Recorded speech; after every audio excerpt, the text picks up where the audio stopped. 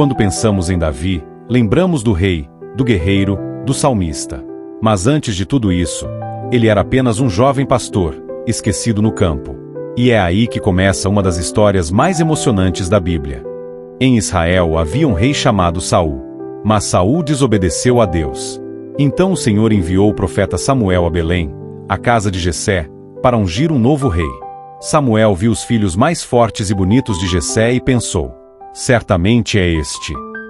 Mas Deus disse algo que mudou tudo. O homem vê a aparência, mas o Senhor vê o coração. Davi nem tinha sido chamado. Ele estava no campo, cuidando das ovelhas. Quando Samuel pede para ver o menor, Davi entra, e Deus diz: é este. Levanta-te e unge-o. Ali, no meio dos irmãos, o menino foi escolhido. Mas veja, depois da unção, ele não foi para um trono. Ele voltou para o pasto. O chamado de Deus é assim: às vezes ele te escolhe em secreto, e te treina no silêncio. Sozinho com suas ovelhas, Davi tocava harpa e cantava para Deus. Ali nasceram muitos dos salmos que lemos hoje. Ali ele enfrentou leões e ursos para proteger o rebanho. O que parecia rotina, era um campo de treinamento espiritual. O deserto o preparou para o palácio. O Espírito do Senhor se afastou de Saul e ele foi atormentado. Chamaram um jovem que tocava harpa para acalmar o rei. Esse jovem era Davi. Sem saber, ele entrou no palácio pela primeira vez. Deus o levou até o trono, mas ainda como servo, para que aprendesse antes de governar. Então veio a guerra contra os filisteus. No vale de Elá, um gigante chamado Golias desafiava todo o exército de Israel por 40 dias. Ninguém tinha coragem. Davi foi apenas levar comida para os irmãos, mas ouviu aquele desafio e algo queimou em seu coração. Quem é esse incircunciso para afrontar os exércitos do Deus vivo? Saul ofereceu armaduras e espadas, mas Davi recusou. Ele pegou apenas um cajado, um estilingue e 5 pedras do ribeiro. E disse ao gigante: você vem a mim com espada e lança. Eu, porém, venho a você em nome do Senhor dos Exércitos. Davi lançou a pedra, e a mão de Deus guiou aquela pedra direto na testa de Golias. O gigante caiu, e Israel se levantou. Naquele dia, todos conheceram um menino que confiava mais em Deus do que em qualquer arma. Quando Golias caiu ao chão e o silêncio tomou conta do vale, Davi correu, pegou a espada do próprio gigante e cortou-lhe a cabeça. Os filisteus, apavorados, fugiram. E, naquele dia, Deus deu uma grande vitória a Israel.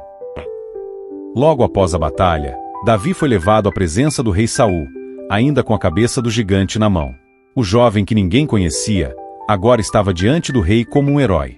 Saul então perguntou: de quem é filho este jovem? E Davi respondeu: sou filho de Jessé, o belemita.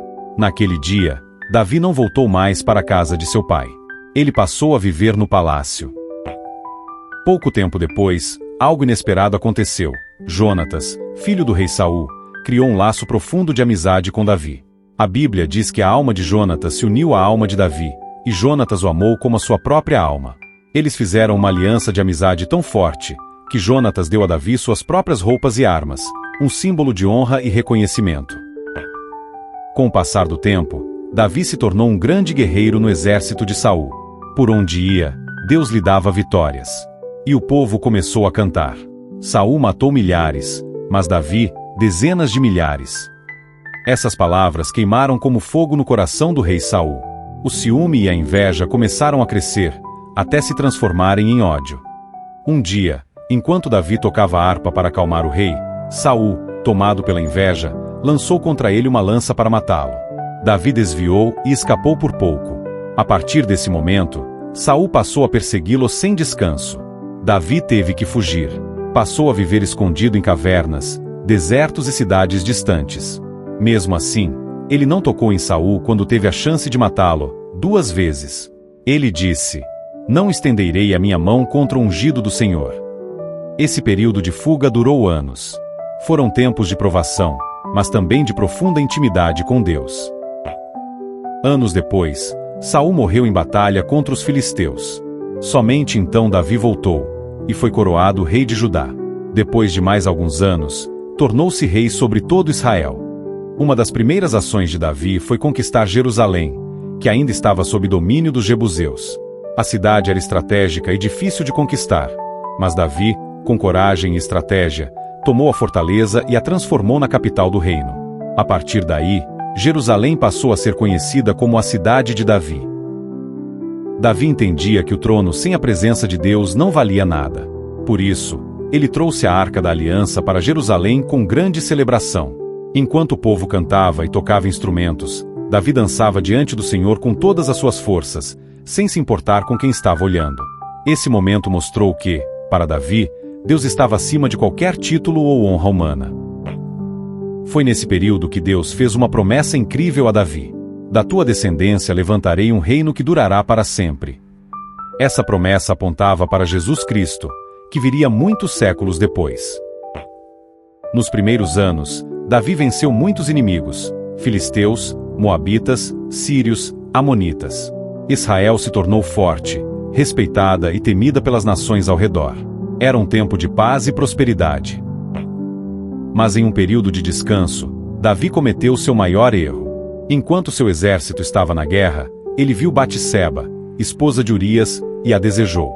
Davi a trouxe ao palácio, e ela engravidou, e para encobrir o pecado, ele colocou Urias na frente da batalha para que fosse morto. Deus enviou o profeta Natã, que o confrontou, e Davi se arrependeu amargamente. Ele escreveu o Salmo 51, dizendo: Cria em mim, ó Deus, um coração puro e renova em mim um espírito reto. Mesmo perdoado, Davi sofreu consequências profundas.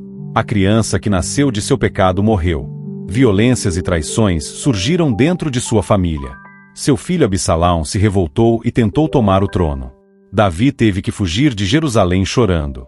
E mesmo quando Absalão foi morto na guerra, ele chorou amargamente. Absalão, meu filho, quem me dera morrer em teu lugar. Apesar dos erros e das dores, Davi nunca endureceu o coração. Sempre que caía, voltava para Deus. Por isso a Bíblia diz que ele era um homem segundo o coração de Deus. No fim da vida, Davi preparou tudo para a construção do templo, algo que Deus deixou para seu filho Salomão fazer. Ele deixou tesouros, planos, músicos e levitas organizados. Após 40 anos de reinado, Davi morreu em paz, deixando um legado de fé, adoração e arrependimento sincero. E até hoje, Jerusalém é chamada a cidade de Davi. A vida de Davi depois do trono nos mostra que, mesmo escolhido, ninguém está acima da correção de Deus. Que a verdadeira grandeza não está em nunca errar, mas em sempre voltar para Ele. E essa foi a incrível história de Davi, do campo de ovelhas ao trono de Israel. Qual parte da vida de Davi mais te tocou? Escreve aqui nos comentários. E se você gosta de histórias bíblicas contadas de um jeito diferente, se inscreva no canal e ative o sininho. Até o próximo vídeo.